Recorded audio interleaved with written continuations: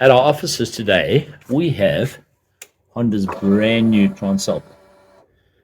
And I need to just explain that all the photographs that you may have seen in the media, up on our pages, and in Honda's blurb actually don't do this thing justice. It is really a beautiful thing. Sean, you went along on the launch. Tell us a little bit about where you went and what you did with the bike to start with.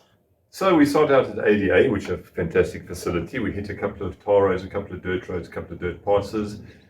We eventually ended up on the freeway. This thing is quick. Yeah. From there, we went to a nature reserve just outside Cullinan, Somabula. Yeah. Absolutely fantastic. You'll see me camping there quite a lot from now on. Great. Did you ride through it? Yeah, we did. Oh, brilliant. Giraffe, zebra, buck, all sorts of lekker stuff. Then from there, we had lunch at Galagos. Then we beetled from there across down some dirt roads, past Oxbow Lodge to RedStar Raceway. Yeah. Lots of dirt, lots of corrugated dirt roads, lots of mud, lots of bad dongas, and etc. And a lot of thick sand. And then we got to RedStar Raceway. Yeah. At RedStar Raceway, there's a little bit of a surprise waiting for us. You can read about that in our Ride Fast magazine. Yeah. www.ridefast.co.za. You can find out what that surprise was. Very lekker. And then from there, it was back along. And you got to ride this one around the track a few times. Oh yeah. Have a look at the foot pegs.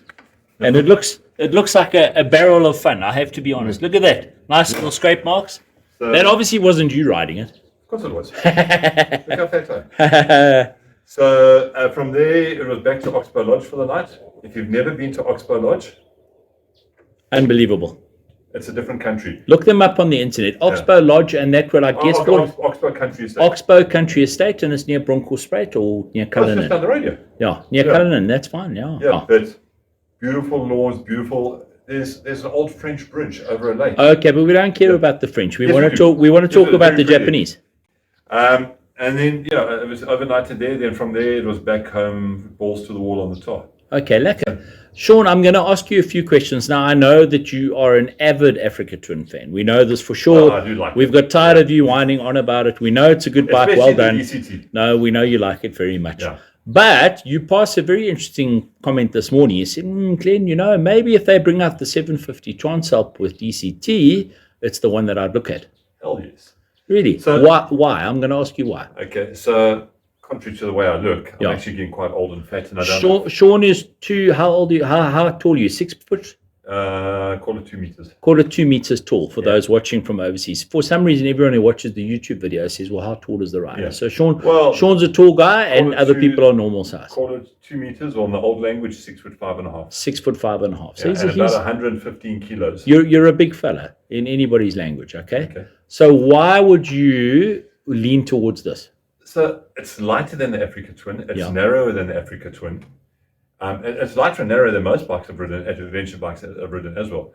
So the other thing I like about it, and this is going to sound counterintuitive, is the fact that it's 25 Newton meters less than the Africa Twin. This makes 75 Newton meters. The Africa Twin makes just over 100 Newton meters. Okay, and the Africa Twin already isn't the most powerful big bike on the market, but it is pretty powerful. It is reasonably powerful, yeah. What I like about the way this one delivers this power, it's smooth and predictable. Yeah. And I'm getting to the point in my life where I'm tired of fighting big, heavy bikes over rocks and dirt and mud. So this has got the same seat height at 850 mils. The right triangle, that distance to the seat and that distance to the handlebars is ideally suited for me. Okay. When I stand up and ride, I'm not hunched over like this trying to ride. So where that comes in is especially in the sand. So in the sand, you need to lighten your front wheel so that it doesn't push sand in front of the front wheel and make it get all wobbly. Yeah. With this bike, you can stand up straight and being able to stand up straight. And this is why I bitch and moan so much about having to hunch over a bike. Yeah. Because when I'm hunched over, I'm putting all my weight on the front wheel, and that's pushing the front wheel into the sand. Correct. And that can cause you to wobble and fall down. Absolutely. 100%. Sean, I've noticed something on this bike. It has been dressed beautifully, and I want to just show the guys. Look at the little wind deflectors on the side. And this has got the tall screen. These ones over here and the taller screen. Yeah. This also got the hand guards. Yeah. This one's also got the quick shifter, which is... I'll show you that shortly, but I want you to have a look at this as well. Look at the radiator protector, and it's got a big sealed belly plate. Sean, is the belly plate standard on all the models? No. Okay, so you buy that as an aftermarket. Yeah. And in my opinion, it would be my first purchase and my primary purchase when buying the bike. Absolutely. Over the screen, over the belly plate, and over the handguards and the quick shift. Okay. The reason I say that is if the belly plate is in there, there's a protrusion out the bottom of the engine. Yeah. That looks quite exposed to me. Okay. So this would be an absolute critical thing for me to put on if I had to buy this bike for myself. So it has the potential to break something if it should fall over. Yeah, and it could be a fatal engine damage. Okay, now, Sean, lots of people are going to say most of the manufacturers have gone with 800s and 900s, and Honda went with a 750 parallel twin. Do you feel that it's lacking in any way, means, or forms? No. How quickly does it get to 100? Too quickly. Okay, and say from 100 to 150, no lag. Incredibly quickly as well. And then it climbs. Torque. Yeah, and it climbs to 200 without battling too much. Yeah. I backed out at the double ton. Yeah. Because I ran out of road. Yeah. I ran into traffic. Yeah. But at that kind of speed, I was on the one with the standard screen and stuff like that. Yeah, I just put myself down and it does 200 k's an hour and it can sustain 200 k's an hour. What I will say though is the sixth gear is more like an overdrive touring gear. Yeah. If you want this bike to run properly, or to run hard through the gears, run it in fifth and open the throttle. Fourth and fifth. So what I was finding is when I want to get move from 150 to 200, I'd drop down to fifth and rev the titsel for this bike. Brilliant. And it's happy to do it. Okay. This has got 270 degree cross-plane crank in here. Yeah. It's like a big bang motor. Yeah. And it revs like you cannot believe. Okay, so it easily runs. So you could happily sit at 170, 180 all day long on this bike. How much faster do we actually need to go legally? You know, that's the whole thing. Already we're way over the legal limit. Yeah, no, without a doubt. Yeah. Can I ask you a question? How are creature comforts for the long journey? I love the sitting position. Yeah. With this bike, I love the tall screen. Yeah. Somebody, you'll see it later on in the video as well, a couple of Canadian mates of mine and American mates, they did comment that they're a little bit short of me. I look over the top of the screen, but the screen breaks the wind away from me. Correct. This distorts your vision a little bit. It's quite normal. Most people look over, so if you're short, you will see it. It does distort the vision. No, 100%. So that's what I said to them. These little window deflectors, and those there keep a surprising amount of wind off of you. Okay. Just this little thing here. It's crazy. Really good. The one thing I did miss was cruise control. Yeah, absolutely. But they are talking, this is a fly-by-wire motor. Believe me, next issue it'll have it. No question. Honda doesn't miss many tricks. The other thing that I do miss, and they are talking about having that available as a software upgrade within the next 6 weeks maximum, is the Bluetooth connectivity. Yeah. They're just fine-tuning their app and etc. Everything is there, just the IT guys are dragging their heels. Well, rather do it properly than release something that needs to be reconnected. Yeah. Sean, I want to just chat to you about the suspension. I had a chat with Donovan Furry from the bike show this morning. And Disco Disco Donkey. Yes. And he was saying that he felt it a little bit wishy-washy. You had no such qualms. So I'm 115 kilograms, if you can believe that. Yeah. And I would guess Donovan weighs roughly the same, maybe a little bit less. So you can look there. It's plush. Yeah. All right. We're not going to pull any punches there. Yeah. It is plush. I was worried about dropping through the stroke and bottoming the shocks out. Yeah. On the rear. And I was also worried about dropping through the stroke on the front and bottoming the front forks out. We hit some pretty gnarly stuff. What I put in my written article is I think that Honda has gone with Citroen and DS's suspension philosophy, where they've gone for ultimate comfort. Yeah. You look at an old 2CV. Yeah. That thing bounces all over the place. Yeah. You can see the suspension doing this. Yeah. But the bike is the car is just running. You can put a tray of eggs in the back without breaking it. Yeah. And this bike's the same. You can see the suspension doing this underneath the bike. I was riding next to Paul Jacobs, and we were going over some bad corrugations, and the front wheel was all like this. And Paul was sitting there, we were checking each other, I'm trying to film him, and etc. Yeah. So yes, it is plush. So if you are a ready-to-race guy that wants a hard suspension, you're going to want it a bit stiffer, and it is adjustable, if I'm not mistaken. It is a bit adjustable, but this isn't that bike. It's a comfort bike. This is a comfortable bike. Yeah. So my thinking with any bikes these days is I don't want to fight the bike. I want the best suspension. I want the best, but I want to get to places easy. Yeah. And this bike is not a challenge to ride. I don't care if you're a beginner rider, if you're a lady rider, if you're a short rider, if you're a tall rider, if you're a young rider, if you're an old rider. This bike is just that bike. It's like walking. That's like so they've nailed it in your opinion, eh? In my opinion, they have nailed it. I would love to see this in a DCT. Yeah. I would love the cruise control. Sean, you'll probably find that they've released it without that just to try and keep costs down initially, but it will be offered as a luxury model in the years to come. 999 rand. Just call it 210. 210, yeah, 210 grand. Without any of the extras on it. Yeah. I can't find. Not just besides the DCT and the cruise control and the Bluetooth stuff, which I imagine will be cost options. And some of us prefer less electronics. Some of us do. Yeah. I imagine this will eventually come with heated grips and a heated seat. Well, you can add it or get hold of guys like Oxford, and you can really customize to your heart's content. So, guys, that's the new Honda Transalp, brand new 750, just arrived in South Africa, launched literally last week. It's available at all the dealers nationwide. I think you need to get your asses down there. And they've all got demos. And go for a little ride. Yeah, they've all got demos. Go ride. Right, we're here with two of our Canadian mates who come out every so often and ride with us, and they've just rented a Transalp, the previous generation. Bill McPherson and his son Cole. You guys have ridden both bikes a little bit today. First of all, what I'm going to ask you is, tell me about the styling. I prefer the newer one. I think they've updated things quite a bit with the new decals, and overall just quite a nice new look. Everything's kind of moved up in the bars, and like for your controls, it feels like it's all higher, and the seat seems like it's almost lowered. And so overall, I find it has a much more aggressive look than the previous generation.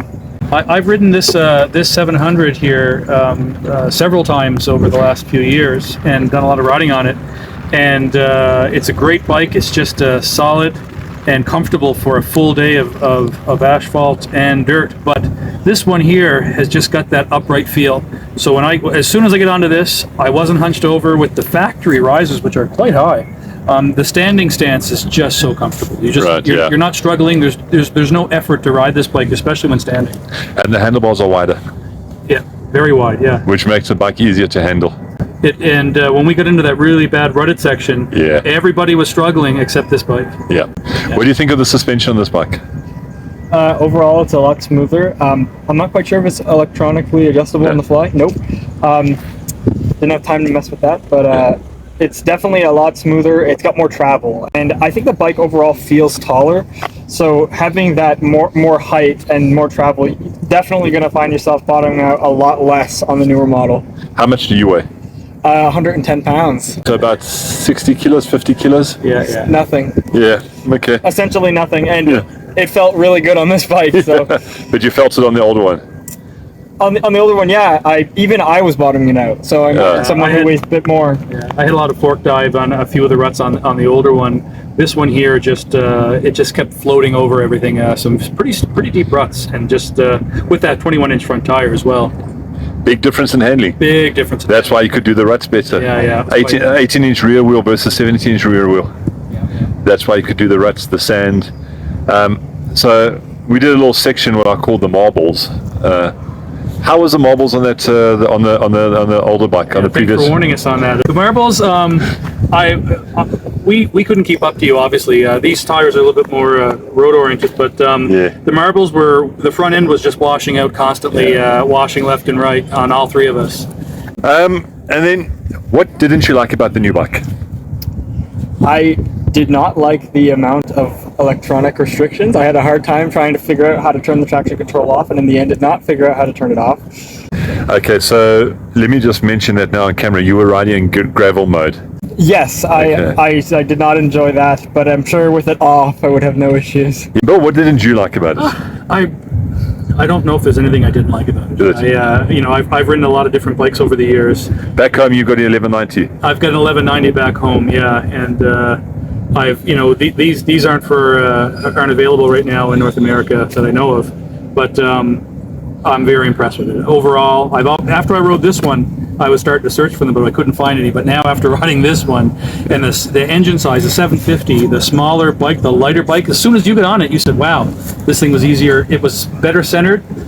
It was easier to move around, and it just felt better. So it has a lighter feel, a better balanced feel. I think something that has a lot to do with the different feel in the bike is how far you can actually turn the bars. You have a lot more travel on this bike compared to the other one. Like, which makes it a lot easier to turn around in like slow and tight situations. I 100% agree with you. That's the first thing that I noticed on it when I was moving slow was, wow, you can really maneuver it a lot easier in tight spaces. And how tall are you? You like 170 something? 179. 5'11". 5'11". So you're not the shortest guy. Nope. And you find it easy to move around and etc. You kind of average height, if I can put it like that. Yeah. And no, I felt it was pretty good. And overall, just the foot peg positioning, handlebar positioning from the factory, very, very nice. Bill, you weigh a little bit more. Tell me about the suspension. What did you notice about the suspension? It didn't kick up. You were in front of me on one of the other bikes. I could see your back end bouncing up on you, going over some of the ruts. This just was smooth right across it. I didn't have to brace as hard. I just was able to keep my riding stance standing on the pegs. So I found that the suspension was perfect for myself. And actual balance and agility of the bike, standing up on the pegs? Wonderful. Actually, I'm bad for dog paddling through ruts and big puddles, and I felt more secure to stay on the pegs and go through them today. And once I got up on the pegs on this with that big front tire and just the stance on this bike from factory, it was great. I know, Bill, that you posted this on your home Facebook group up in Halifax, Nova Scotia, Canada, and your post is just blown up saying, "Oh, where can I get one of those?" Everybody is asking me about it. Yes, there's a lot of people that have followed the Transalps and wanted them over years, and now that this new one comes out, it makes it even more sought after. So Honda Japan, if you are listening, Canada, North America, they love this bike. They want them there. Please, can you send a couple across? They would definitely sell well. But you guys, Bill, you were telling me last time you were out here, you guys do a ride over, which is like a cross-country ride over where the old railway tracks used to be? We do. There's the Trans-Canada Trail, and on the east coast of Canada, there's some beautiful spots where you'll disappear into the mountains, and you'll go from narrow trails into gravel highways that are extraordinarily remote. And mountains and passes and that kind of stuff. Yes, very challenging, but some really challenging driving, and we do them all on the big KTM's. But I would like to have a bike like this for how light it is and how easy it is to ride. I feel that at the end of the day, I probably wouldn't feel as tired having to throw a bike around compared to the size of this. Yeah, I like the height on this. It's taller. And the seat is lacquer, I guess, as you would say. There we go. It's just gel. It's just, that seat's just amazing. I think it's coming off of, I normally am on a WR250R. The difference in the weight was not that significant. It felt quite balanced. It was really not much more. Last question. We got a couple of extras on this motorcycle. The quick shifter. Did you guys use it? I didn't know how to use it. I didn't figure it out. Okay. Well, let's just hold the throttle open and bang on the gears. Really, just kick it down? You kick it down, kick it up. Yeah. Yeah, I think I used it on when I first got on it, and he was giving me grief for going too slow. So then I cracked it open, and it was awesome. Yeah. It was. And then the tall windshield. I didn't like the windshield. Why?